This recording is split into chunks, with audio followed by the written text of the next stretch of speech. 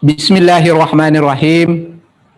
Assalamualaikum warahmatullahi wabarakatuh. Kepada yang mulia Majelis Hakim Pengadilan Jakarta Selatan dan Jaksa Penuntut Umum dan para pemirsa di mana saja berada, izinkanlah saya mewakili Lembaga Bantuan Hukum Pelita Umat Cabang Kendari yang didukung oleh seluruh dan para ulama dan tokoh masyarakat yang ada di Jazirah Sulawesi Tenggara untuk menyatakan pernyataan sikap terkait dengan pengadilan terhadap kasus ujaran kebencian yang dialami oleh Saudara Gus Nur. Sebelum kami membacakan pernyataan sikap ini, kami akan membacakan beberapa firman Allah Subhanahu wa taala dan hadis Rasulullah sallallahu alaihi wasallam terkait dengan penegakan keadilan.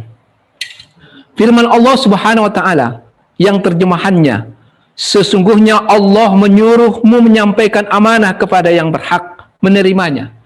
Dan apabila kamu menetapkan hukum di antara manusia, hendaknya kamu menetapkannya Allah sebaik-baik yang memberi pengajaran kepadamu. Sungguh Allah Maha mendengar lagi Maha melihat.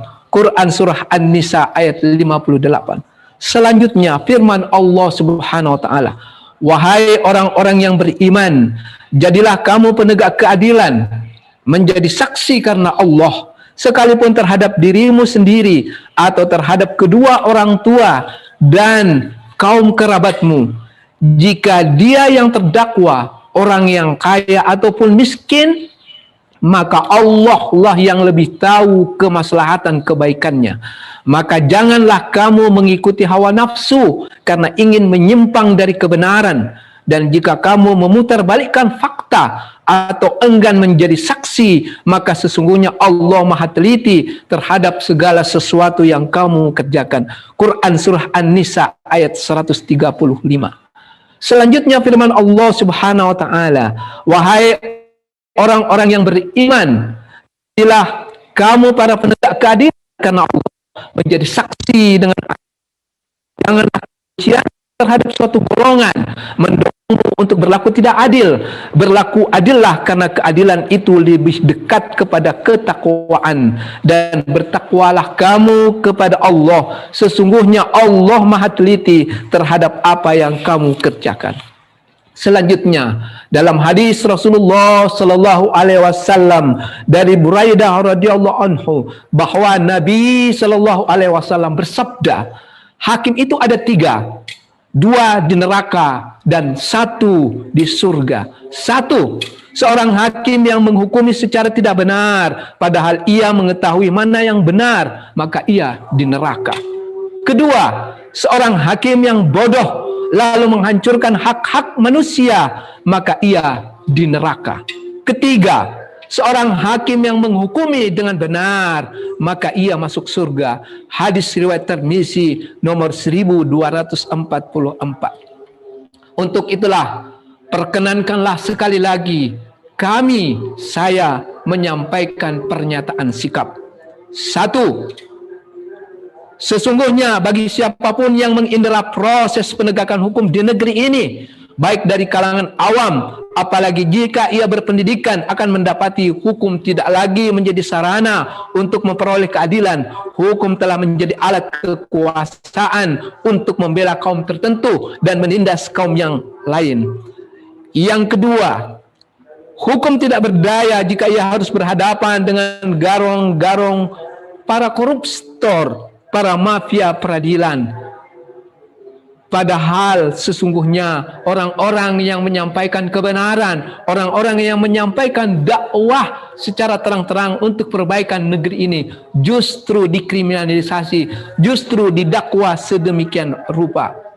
Yang ketiga, kami menyampaikan bahwa apa yang dilakukan oleh Sugi Nur Raharja alias Gus Nur adalah tidak terbukti secara sah dan meyakinkan telah melakukan perbuatan yang memenuhi unsur sebagaimana dimaksud dalam pasal 28 ayat 2 junto pasal 45A ayat 2 Undang-Undang Republik Indonesia nomor 19 tahun 2016 tentang perubahan atas Undang-Undang Republik Indonesia nomor 11 tahun 2008 tentang informasi dan transaksi elektronik. Pernyataan sikap selanjutnya yang keempat adalah apa yang dilakukan oleh Sugi Nur Harja alias Gus Nur itu adalah bahagian dari menyampaikan pendapat, itu adalah bahagian yang dijamin oleh konstitusi sebagaimana yang diatur di dalam pasal 28 ayat 3 dan pasal 29 ayat 2 Undang-Undang Dasar 1945. Selanjutnya, kami meminta kepada Majelis Hakim yang mulia untuk menyatakan bahwa terdakwa Sugi Nur Raharja alias Gus Nur tidak terbukti secara sah dan meyakinkan melakukan perbuatan sebagaimana yang didakwa oleh jaksa. Selanjutnya, kami mendukung pledoi pembelaan dari penasihat hukum yang menyatakan bahwa terdakwa Sugi Nur Raharja alias Gus Nur tidak terbukti secara sah dan meyakinkan melakukan perbuatan sebagaimana yang diatur di dalam Undang-Undang Republik Indonesia nomor 11 tahun 2008. Selanjutnya juga kami meminta kepada Majelis Hakim untuk membebaskan terdakwa Sugi Nur Raharja alias Gus Nur atau setidak-tidaknya melepaskan terdakwa Sugi Nur Raharja alias Gus Nur dari seluruh tuntutan hukum. Selanjutnya juga kami meminta kepada Majelis Hakim menetapkan seluruh barang bukti yang disita dari terdakwa Sugi Nur Raharja alias Gus Nur dikembalikan kepada terdakwa Sugi Nur Raharja alias Gus Nur. Majelis Hakim yang mulia, terakhir pernyataan sikap kami yang paling terakhir adalah kami mengingatkan kepada Majelis Hakim yang mulia adalah putuskanlah keadilan yang seadil-adilnya, takutlah dengan azab Allah di akhirat kelak.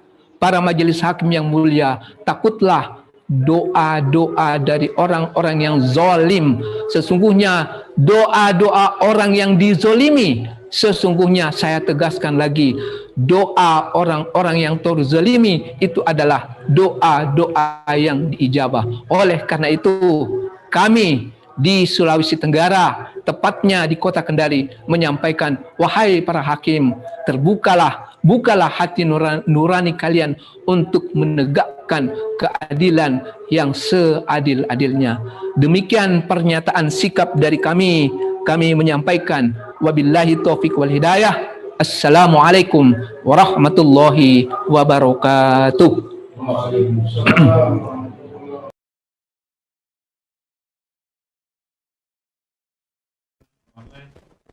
Muhammad Saiful Islam. Berikutnya kepada Kiai Haji Mustari Abdul ulama dari Makassar dalam kesempatan kali ini. Dipersilakan.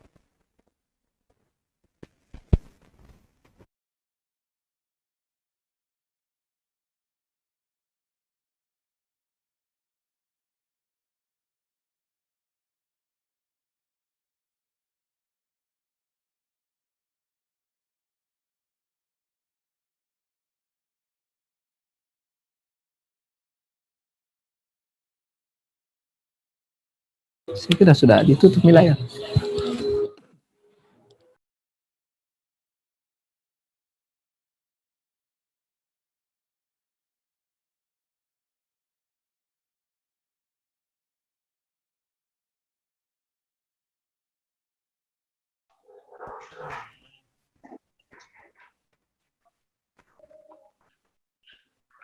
Ya, kami persilakan.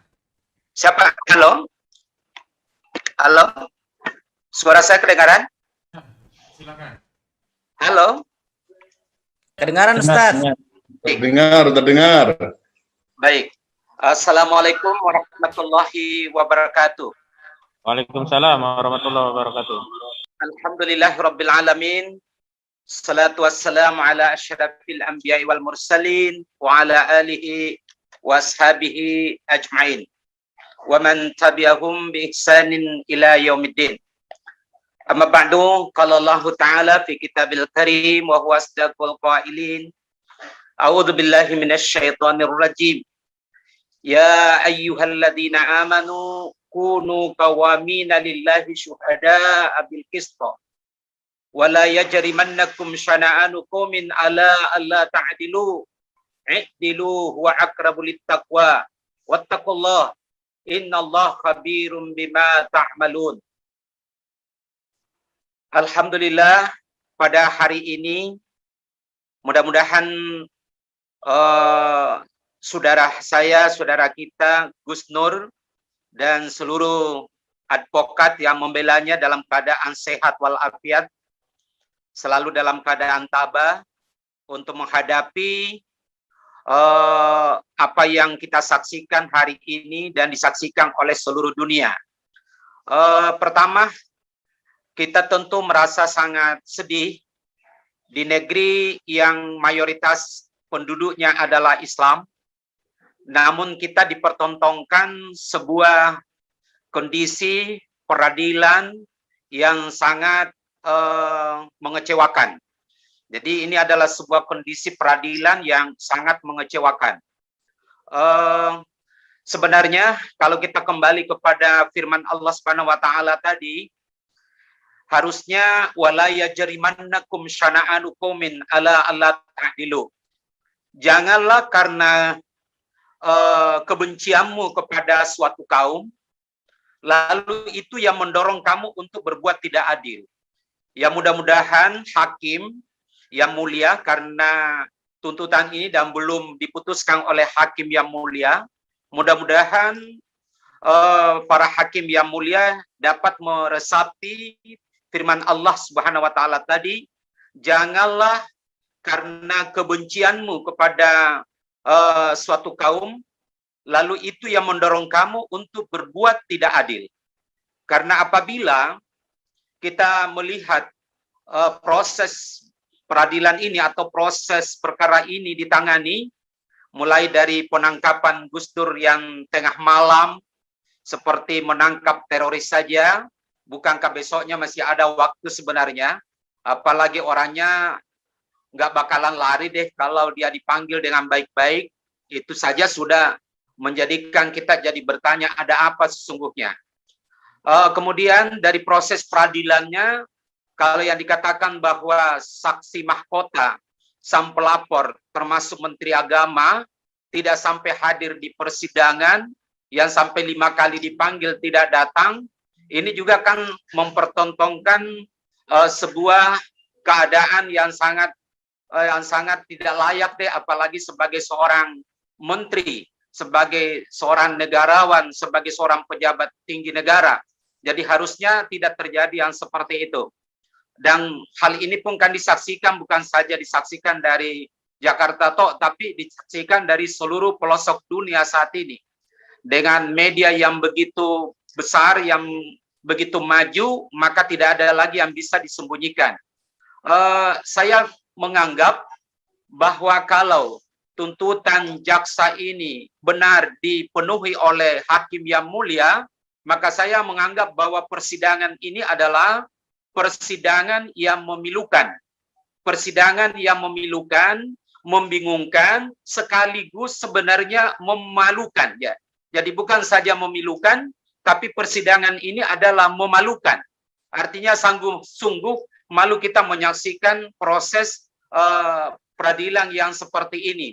Proses pengambilan putusan hakim yang seperti ini. Tapi mudah-mudahan karena hakim belum memutuskan apakah tuntutan jaksa penuntut umum ini akan dikabulkan 2 tahun penjara atau tidak, kita berdoa mudah-mudahan hakim nantinya tidak akan memenuhi, atau dengan kata lain hakim akan memutuskan untuk memberikan putusan yang seadil-adilnya dengan jalan membebaskan Gus Nur dari segala tuntutan, dikarenakan memang tidak ada bukti yang bisa menjerat Gus Nur untuk untuk dijerat hukuman sampai 2 tahun penjara. sebenarnya kalau kita berpikir sehat dengan menggunakan akal sehat, harusnya itu negara, harusnya itu PBNU, harusnya itu organisasi yang dikoreksi atau katakanlah yang disinggung oleh Gus Dur, harusnya itu berterima kasih kepada Gus Dur. Bukankah orang yang kritis itu membuat kita akan menjadi lebih baik? Artinya, orang yang mengkritisi kita itu adalah orang yang baik. Orang yang tidak mau melihat kita mendapat celaka di hari esok. Jadi harusnya Gus Dur itu dipelihara oleh negara, bahkan kalau perlu digaji oleh negara untuk melakukan protes. Sepanjang itu bisa dipertanggungjawabkan. Bukanlah sesuatu yang tidak baik. Oleh karena itu, sangat disayangkan kalau hakim lalu kemudian memutuskan sesuai dengan tuntutan jaksa harus dipenjara 2 tahun, sementara proses peradilannya saja, proses dalam persidangan saja sungguh sangat tidak mencerminkan proses hukum yang benar. Jadi ya mudah-mudahan sekali lagi seperti apa yang disampaikan Prof. Ardiansyah dalam mengutip sebuah pernyataan, lebih baik melepaskan 1000 orang yang nyata-nyata bersalah, atau dengan kata lain, lebih baik membebaskan ribuan orang yang terpidana ketimbang daripada mempidanakan 1 orang yang belum tentu bersalah. Sebab kenapa? Kalau orang yang sudah pasti bersalah lalu dibebaskan, itu masih ada usaha untuk bisa menangkap kembali. Tapi kalau orang yang tidak bersalah lalu kemudian dipidanakan, bagaimana caranya untuk membebaskan dosa kita daripada itu? Yang kemudian, hakim yang mulia, kami sampaikan bahwa bapak-bapak hakim itu, ibu-ibu hakim itu sesungguhnya adalah wakil Allah untuk memutuskan sesuatu di muka bumi ini. Dan Allah itu, ingat ya, yang namanya keadilan, bagi umat Islam itu, setiap hari Jumat, oleh khatib, di salat Jumat, oleh khatib Jumat, barangkali khatibnya lupa kalau ayat ini tidak dibacakan oleh khatib dalam khutbahnya. Di mana dalam khutbah khatib itu selalu ditutup dengan innallaha ya'murukum bil adli wal ihsan. Innallaha ya'murukum bil adli wal ihsan. Bahwa Allah perintahkan kamu berlaku adil. Allah perintahkan kamu untuk berlaku adil. Ini artinya apa? Sama pentingnya dengan ajakan bertakwa dalam khutbah itu, dan juga ajakan untuk berlaku adil. Sebab kalau keadilan itu tidak bisa ditegakkan, saya teringat sebuah pernyataan Pak JK dulu, bahwa Pak JK pernah menyatakan dalam sebuah konferensi nasional itu, dia katakan bahwa boleh jadi terjadinya berbagai macam kerusuhan, berbagai macam konflik di daerah, itu adalah salah satu akibat dari ketidakadilan, yang mana hukum ditegakkan tebang pilih. Ya kalau ke atas ya tumpul, ke bawah ya tajam. Ya na'udzubillah tsumma na'udzubillah. Jadi ya mudah-mudahan Pak Hakim atau hakim yang terhormat, hakim yang mulia, mudah-mudahan bisa memberikan putusan yang seadil-adilnya, sehingga pengadilan ini tidak menjadi pengadilan yang memilukan sekaligus pengadilan yang memalukan. Ya demikianlah yang saya sampaikan. Ya mudah-mudahan apa yang kami sampaikan ini bisa didengar oleh hakim yang mulia, oleh jaksa yang mulia, bahwa ingat, Anda telah mengeluarkan dari mulut Anda kalimat untuk menghukum orang, andai kampung itu tidak dipenuhi oleh hakim, Anda sudah tetap berbuat zalim. Anda sudah berdosa di hadapan Allah Subhanahu wa taala. Ya demikian yang saya sampaikan. Terima kasih. Wassalamualaikum warahmatullahi wabarakatuh. Assalamualaikum warahmatullahi wabarakatuh. Baik, selanjutnya kepada Profesor Dr. Sutoki SH.MHum. Kepada Prof. Suteki kami persilahkan di-unmute dahulu, Prof. Monggo. Baik, assalamualaikum warahmatullahi wabarakatuh. Para alim ulama, para tokoh, ya, para advokat, ahli-ahli hukum yang saya hormati, Pak Insya Allah dimuliakan Allah. Perkenankan pada kesempatan ini saya menyampaikan tanggapan atas pledoi yang dibuat oleh Gus Nur sendiri maupun oleh para tim penasihat hukum. Saya sudah membaca ya, mungkin tidak terlalu detail, tetapi saya sudah membacanya dari halaman pertama sampai di akhir itu. Saya mencium bau adanya unfair trial.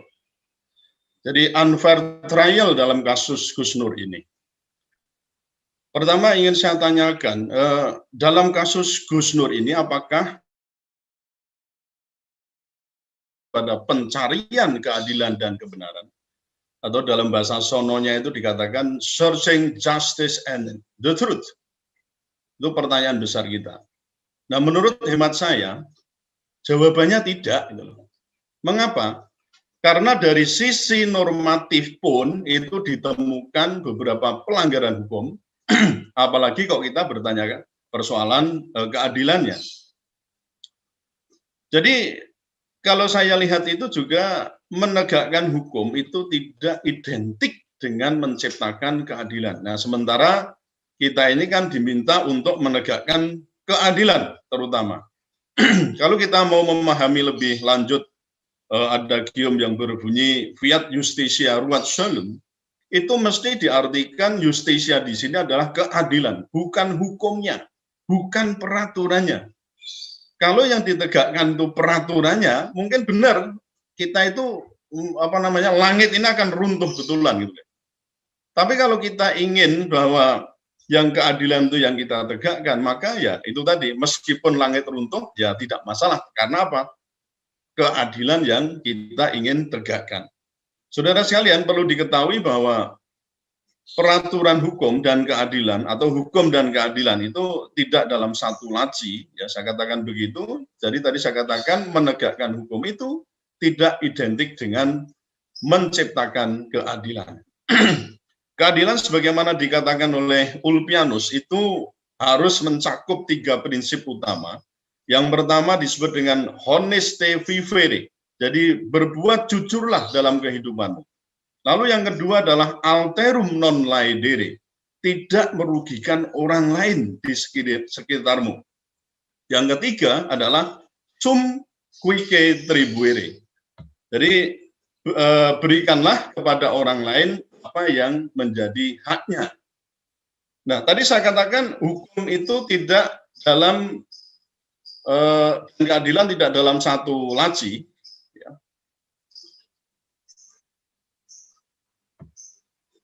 Oleh karena itu, kalau misalnya keadilan itu, atau dalam hal ini kepastian terutama ya, kepastian hukum itu bertentangan dengan keadilan, maka menurut Radbruch, keadilan itu harus diutamakan. Jadi dalam bahasa Inggris, Radbruch itu mengatakan, where statutory law is incompatible with justice requirement, statutory law must be disregarded by a judge. Jadi ketika hukum, kepastian hukum dalam arti ini yang mengutamakan hukum negara, itu tidak bersesuaian dengan pencarian keadilan, maka hukum negara itu harus diabaikan oleh hakim. Nah, ini yang seringkali tidak kita perhatikan, saudara sekalian. Dalam praktek hukum itu kadang-kadang ya, pokoknya yang penting memenuhi kepastian, ya, soal adil apa tidak, enggak urusan. Sementara Radbruch sendiri ketika menggagas 3 nilai dasar hukum itu, yaitu kepastian hukum, kemudian keadilan dan kemanfaatan, itu justru ketika hakim itu menemukan pertentangan antara kepastian hukum dalam hal ini adalah state law atau statutory law dengan keadilan, maka hakim itu harus mengabaikan state law atau hukum negara itu. Sebenarnya kalau kita lihat dari sisi peraturan positif di negara kita, di Undang-Undang Dasar 45 dan juga Undang-Undang Kekuasaan Kehakiman itu kan berdampingan ya antara bagaimana hukum atau namanya menegakkan hukum, menegakkan kepastian hukum yang berkeadilan. Selalu diikuti dengan itu.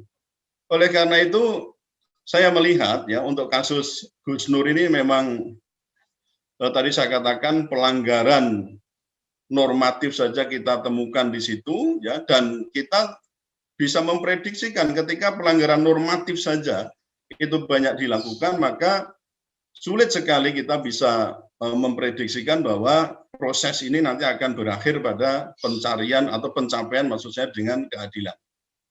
Nah, kita juga saya juga melihat ya adanya pelanggaran hukum ya dalam penetapan penetapan tersangka, ya, penangkapan, penahanan, pemeriksaan di pengadilan atas Gus Dur itu kita temukan banyak sekali. Dan itu sebenarnya mengkonfirmasi saja bahwa seolah-olah negara itu tidak boleh kalah.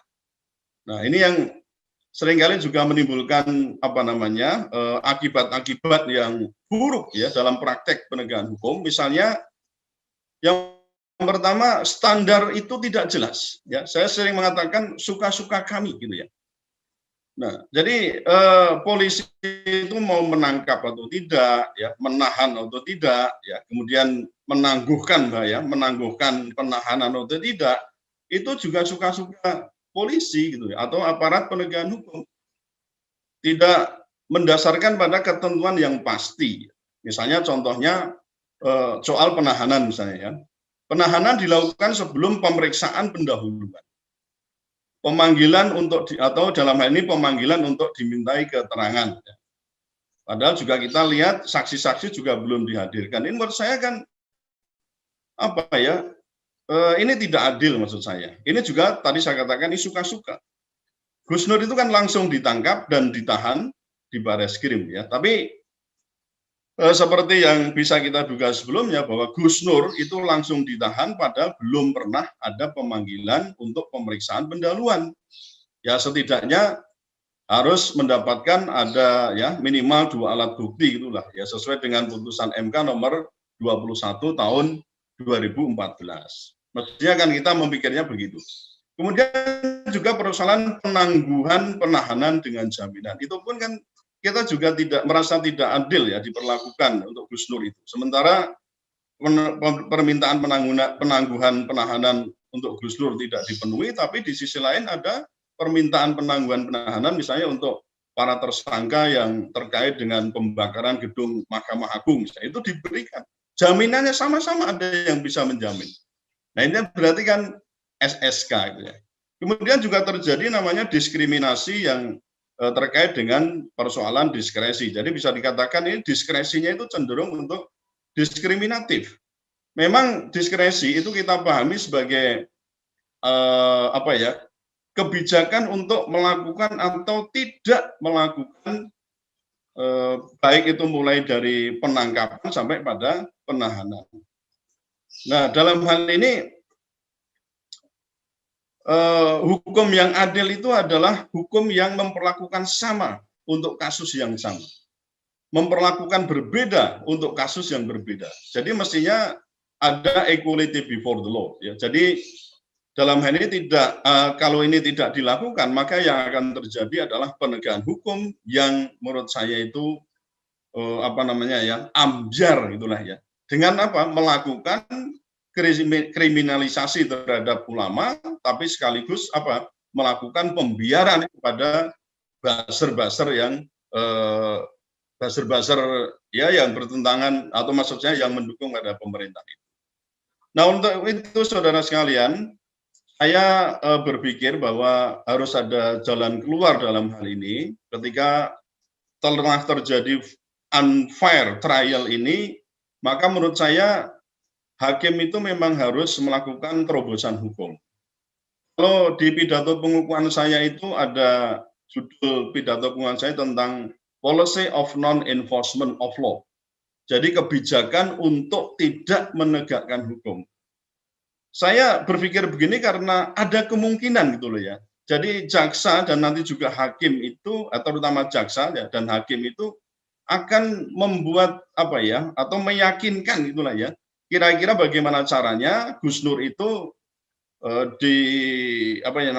secara sah dan meyakinkan ya, dibuat argumentasi gitu ya, secara sah dan meyakinkan bahwa telah melakukan tindakan sebagaimana dituduhkan, terutama pasal 27 ayat 3 itu, dan juga terkait dengan SARA ya.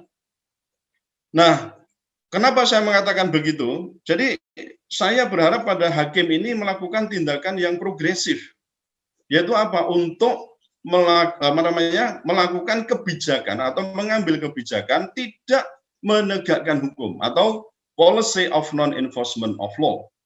Alasannya apa? Pertama, ya, ini bisa dilakukan policy of non-enforcement of law itu kalau hukum itu tidak ramah dengan kehidupan sosial atau bahkan atmosfer sosial. Nah, kita tahu sendiri bagaimana Gus Nur itu memiliki peran ya dalam masyarakat. Ya memang ada keterbelaan itu jelas, tetapi menurut saya peran Gus Nur ya dalam hal membangun insan yang ya masyarakat bangsa kita sebagai masyarakat yang beriman dan bertakwa itu sangat besar sekali, sehingga dalam hal ini memang ketika misalnya ini ditegakkan, saya kira hukum itu tidak ramah pada atmosfer sosial. Yang kedua, hukum tidak jelas dan juga tidak pasti. Itu banyak sudah ya kritik-kritik terhadap pasal-pasal yang ada di Undang-Undang ITE itu khususnya ya, betapa terjadi ambiguitas ya, ketidakjelasan, kemudian sehingga membuat aparat penegak hukum juga bisa berbuat SSK tadi ya, suka-suka kami. Kemudian juga ketika hukum tidak rinci dan tidak ketat, dan yang ketiga itu ada kekosongan hukum, dan yang keempat ada kegentingan yang memaksa.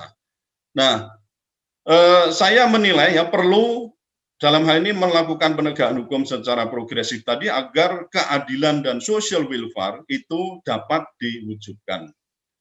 Cara berhukum progresif lebih mengutamakan keadilan substantif ya, sehingga lebih condong pada mission oriented dibandingkan dengan prosedur oriented.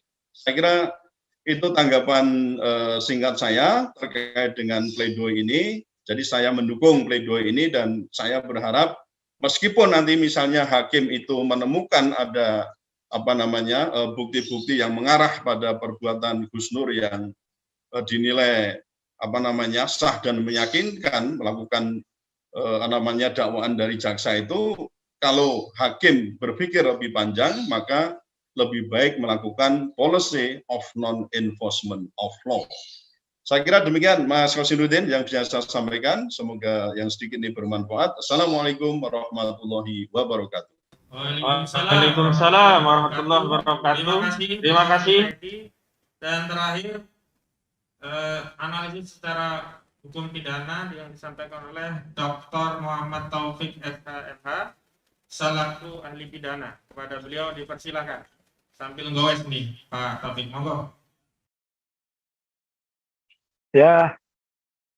Assalamualaikum warahmatullahi wabarakatuh. Waalaikumsalam warahmatullahi wabarakatuh. Bisa didengar ya, Mas Ahmad ya, juga untuk yang lain, sahabat-sahabat yang lain. Mudah-mudahan kita semua hari ini dimudahkan dan amal ibadah kita hari ini diterima Allah. Amin. 3 hal yang ingin saya sampaikan. 1, bahwa peneras of law. Apa itu the process of law? Menegakkan hukum itu dengan prinsip yang tidak melanggar hukum. Ketika kita berbicara kasus Gus Nur, berarti kita bicara pasal 1 ayat 1, asas legalitas, yang bunyinya tiada pidana tanpa kesalahan berdasarkan aturan yang sudah ada. Itu KUHP-nya. Lalu KUHP itu diterjemahkan atau diimplementasikan dalam hukum. Tadi kan material hukum formilnya adalah KUHP. Di dalam KUHP pasal 185, saya pikir Mas Ahmad, Bang Egy, dan kawan-kawan penasihat hukum Gus Nur yang lain paham ya, bahwa bukti yang terkuat itu adalah apa yang saksi atau terdakwa sampaikan di depan sidang pengadilan. Nah, kata kuncinya, sehebat apapun seseorang memberikan keterangan, kalau tidak disampaikan di depan sidang, berarti alat bukti itu tidak lengkap. Sekarang kita bicara asas legalitas dihubungkan dengan 185. Salah satu alat bukti itu adalah adanya pengaduan atau orang yang merasa dirugikan. Dalam hal ini ada 2 orang, Gus Yakut dan SAS atau Said Agil Sirat. Sementara kedua orang ini tidak pernah ada di depan ruang sidang. Perlu diketahui bahwa hukum pidana dimanapun itu mengenal asas bahwa kewajiban dan tanggung jawab pidana itu tidak bisa dialihkan. Pertanyaannya,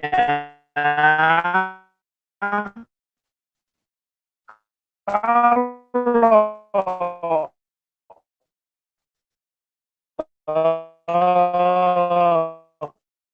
Gus Nur dibebani kewajiban dan di depan kepolisian yang itu nanti kemudian menjadi bahan tuntutan. Halo, halo, ya gimana? Bisa ya? Sekarang bisa ya? Halo, halo. Sudah oke lagi. Tadi ada gangguan sinyal. Ya. Jadi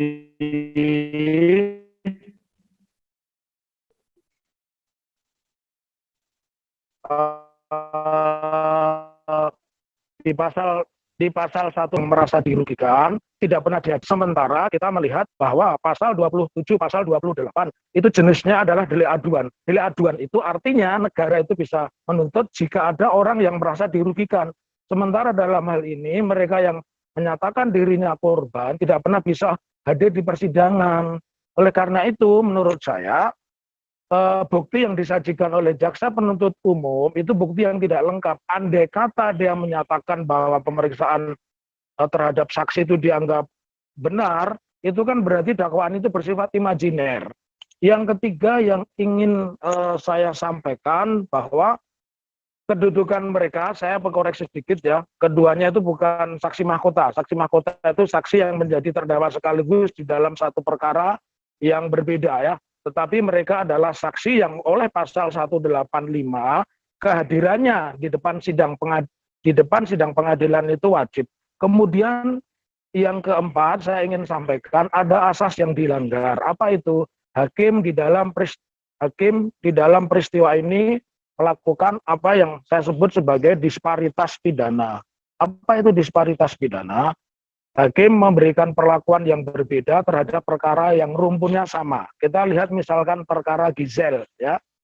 Perkara Gisel ini kan bisa hadir di depan sidang, tetapi Gus Nur tidak. Kemudian kita juga lihat Napoleon Bonaparte, ya. Napoleon Bonaparte juga hadir di peradilan tipikor, tapi ternyata yang bersangkutan juga mendapat keistimewaan, sementara yang lain tidak. Bisa didengar, Mas Ahmad, suara saya? Terkopi. Jadi secara faktual hakim telah melakukan praktek disparitas. Artinya apa? Ketika disparitas, hakim tidak menjalankan prinsip due process of law. Kemudian yang kelima, kalau kita bicara ada penemuan hukum baru, yaitu SE Kapolri 2/11/2021 tertanggal 25 Februari, itu kan jelas menyebutkan bahwa terhadap perkara-perkara 1 yang bersifat delik aduan, khususnya Undang-Undang ITE, pasal 27 dan pasal 28, itu 1, memakai mediasi non-penal dulu. Jadi dipertemukan antara kedua belah pihak dan kemudian didamaikan. Kalau tidak bisa didamaikan, baru perkara dinaikkan dan pihaknya tidak perlu ditahan. Jadi dari fakta ini, kalau kita mengacu pada asas hukum pidana kita, apabila terdakwa sedang diadili sementara ada peraturan baru yang menguntungkan dia, maka peraturan baru itulah yang dipakai. Asas-asas ini tidak pernah dipakai oleh hakim. Karena itu saya berharap bahwa kita jangan berputus asa, berputus harapan. Secara faktual, Gus Nur, Habib Rizik Syihab, dan Ustadzah Kingkin maupun abang kita Dr. Saganda Nenggolan, itu kan ditakuti. Buktinya KPI ikut bicara, Komisi Yudisial ikut bicara. Oleh karena itu, saya mengingatkan dan berharap media sosial ini kita perkuat. Jadi apa yang dilakukan oleh saudara saya, Mas Ahmad Hosinuddin, ini sudah pas ya.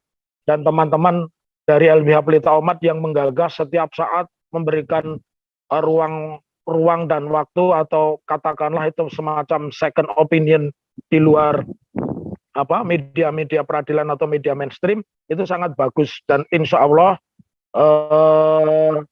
saya mengucap takbir Allahu Akbar, Gus Nur tidak akan dipidana sebagaimana yang ditakutkan banyak orang.